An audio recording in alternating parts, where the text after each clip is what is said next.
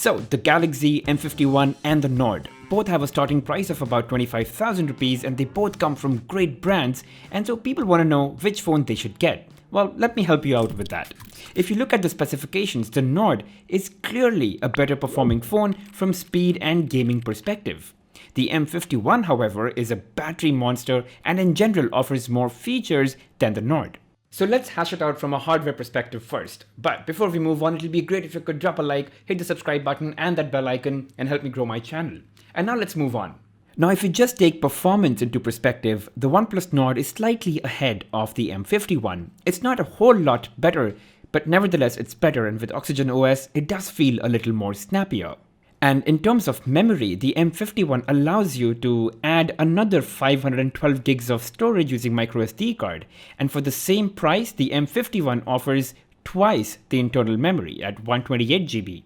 Talking about the display, I think the OnePlus Nord has a clear advantage. I mean, both are very similar in terms of brightness and color reproduction, and the M51 may offer a slightly larger screen, but it's the 90Hz refresh rate, that smooth experience that you get with the Nord, and you just cannot get that in the M51 with the 60Hz refresh rate. So from a display point of view, the Nord wins.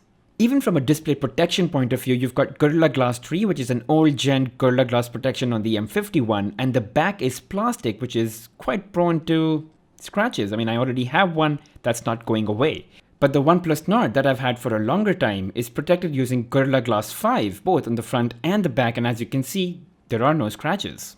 The M51 also has a built-in FM radio, if that's something you're interested in, and it does have the 3.5mm headphone jack that the OnePlus Nord does not have, so that could be pretty important for some people.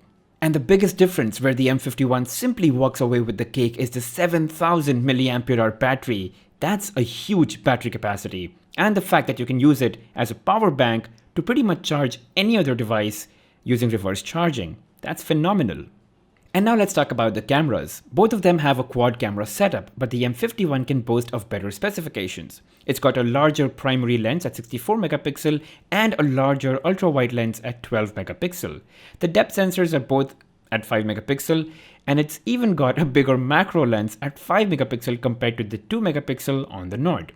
Now I did take some photos for comparison, and here they are in front of you, side to side.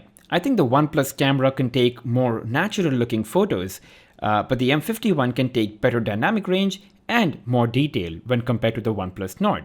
Even when it comes to the ultra wide, I think the M51 simply blows away the Nord's capabilities. I mean, it's got a 12 megapixel lens, which is anyway larger, and the dynamic range is far superior in my opinion on the M51.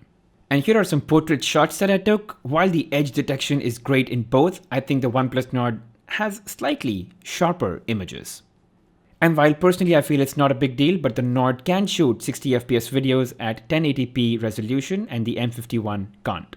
So from a performance experience standpoint, the OnePlus Nord definitely outperforms the M51. And if performance is of much higher priority to you along with that 90Hz smooth display experience, the Nord should be the way to go. But a phone is not just about performance, it's about a holistic experience. You know, the camera, the design, the features, the software updates, the customer support, it's everything together. Now, 5G could be an important consideration given that it's expected to come next year. The Nord has it, the M51 does not have it. So I personally might feel a little stupid to not have a 5G compatible phone when in fact 5G is available.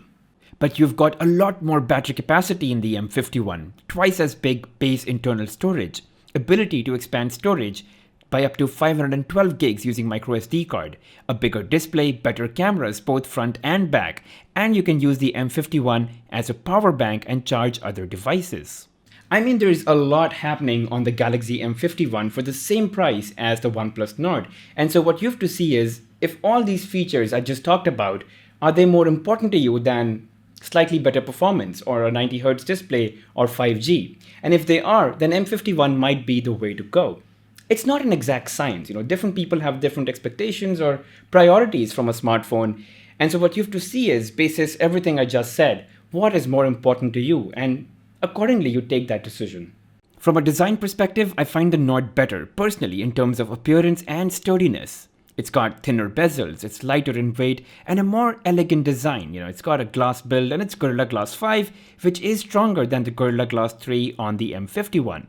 Now, since it's thinner, it's lighter and smaller in size, I find it easier to use with just one hand. Now, to be fair, the M51 does have a 7000 mAh battery, so the phone has to be bigger, it has to be thicker, it has to weigh more to adjust for that 7000 mAh battery.